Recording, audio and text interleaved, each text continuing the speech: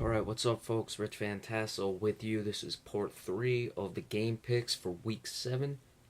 Next up, we got the San Diego Chargers at 0-3. They are traveling to Atlanta to play the Falcons, who are 4-2. Falcons off that loss against the Seattle Seahawks last week.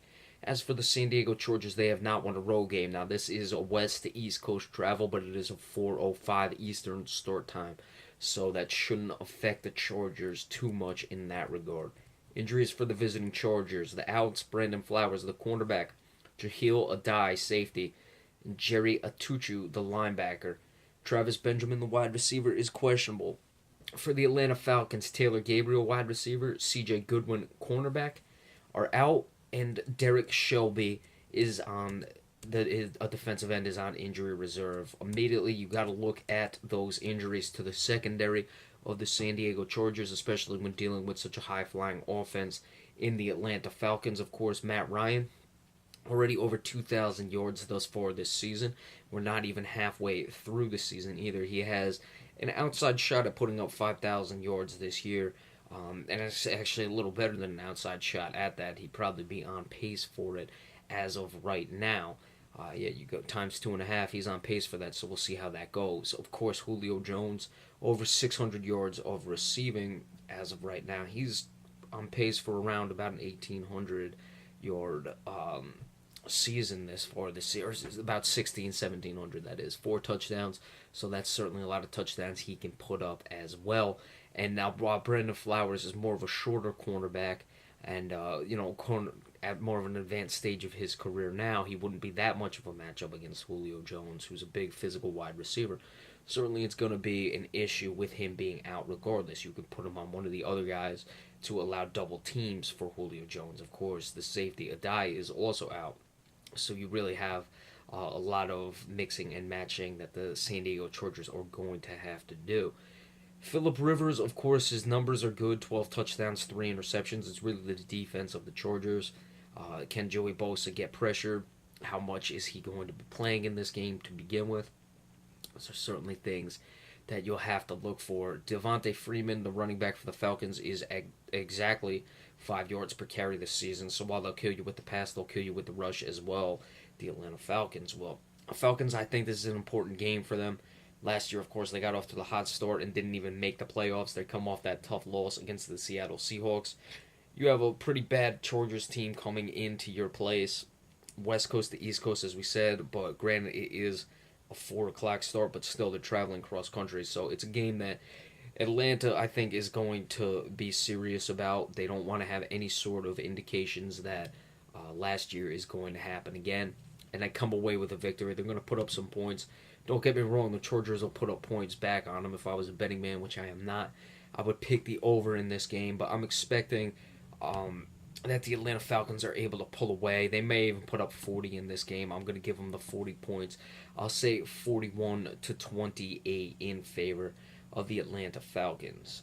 Next up, the New England Patriots at 5-1. They're 2-0 on the road, traveling to Pittsburgh to play the Steelers, who are 4-2 but have not lost a home game. Injuries for the visiting Patriots all listed as questionable: Julian Edelman, wide receiver; Jamie Collins, linebacker; Malcolm Mitchell, wide receiver; Shea McClellan, linebacker; and Vincent Valentine, defensive tackle. For the Pittsburgh Steelers, Marcus Wheaton, wide receiver; D'Angelo Williams, running back; Shamarko Thomas, safety; Cody Wallace, center; and Marcus Gilbert are all out. Now, I was under the assumption that there would be no way that Ben Roethlisberger can play in this game. Of course, he's not listed on the injury report. So if he can't play, of course, Ben Roethlisberger is out of this game. So I don't know why it's not listed. It's just one of those things. I've seen it many times this far this year with the injury reports for these teams. But it looks like Landry Jones will be getting the start for the Pittsburgh Steelers. How much is that going to hurt them? I'd look for a lot more short passes to Antonio Brown, allow him to get the ball and let him work in space. Antonio Brown not having quite the season I expected. I picked him to be MVP. I thought he'd be playing. I mean, his numbers are still good, don't get me wrong. 41 receptions, 486 yards, and 5 touchdowns. That's right over 100 yards and around 1,200 yards, or right at 100 receptions and over 1,200 yards receiving. And a little more than 10 touchdowns are not bad numbers, but he A wide receiver will not win the MVP with those numbers. So certainly Landry Jones will be looking to get him the ball in other ways instead of having the stretched downfield.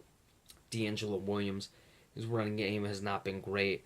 Not quite 4 yards per carry. Of course, at his age, you wouldn't expect that. So we're going to see how Pittsburgh is going to mix and match their offense to get through this. Of course, Tom Brady, only the 2 games thus far this season. Almost at 800 yards, though, and 6 touchdowns, no interceptions. He loves the tight ends. Martellus Bennett is playing very well this season. Of course, Rob Gronkowski. And the injury to, who was it, Shamarko Thomas, the safety of the Steelers, will certainly affect that as well. The safeties are not the greatest for Pittsburgh either. Their secondary has certainly had its issues at times this season. So we'll see what they're going to be able to accomplish. Now, granted, New England doesn't necessarily try to kill you downfield with their receivers. They like the shorter passes to the Edelmans of the world. Of course, Edelman listed as questionable. The Danny Amendolas, let those guys mix and match, move the ball up the field that way. And they really like to stretch up the seams with their tight ends. So you can hide your secondary a bit in the corners for this game if you're Pittsburgh. As far as your safeties, though, you're going to have them on point to be able to come away with the victory in this one. Pittsburgh's off, a pretty tough loss against the Miami Dolphins. We saw how they responded when they lost that tough game to the Philadelphia Eagles and got pounded. Can they win without Ben Roethlisberger? I think they can. I don't think they are going to win this game, however. I think Tom Brady is going to come out and really attack the secondary up the middle. The safety's not great. He's going to find his tight ends, make some plays in this game, and get enough points to get the victory for the New England Patriots. I like it 28-21 as the Patriots win on the road in Pittsburgh. And the Sunday night game, the Seattle Seahawks at 4-1 are traveling to Arizona at 3-3. Arizona, after the 1-3 start, have responded to win 2 straight to get themselves to 500. And this game will certainly be big for them to get themselves right where they need to be as far as the division race, because the Cardinals have not had their bye week yet. However, the Seahawks have, so they'll be just a half game or 1.5 games out if they get the win. Seattle, of course, still has the bye coming up. Now, the injuries in this game first for the visiting Seattle Seahawks. 3 outs. Luke Wilson, tight end. Cam Chancellor is a doubtful, Quentin Jefferson, the defensive tackle, is out. Kevin Pierre-Louis is out, a linebacker. Garrison Smith is also out, but he's on injury reserve. And, of course, Cam Chancellor is questionable. For the Arizona Cardinals, Carson Palmer, quarterback, questionable. Josh Brown, wide receiver, doubtful. Jaron Brown, wide receiver, questionable. Ed Stinson, defensive tackle, is out. Gabe Martin, the linebacker, doubtful.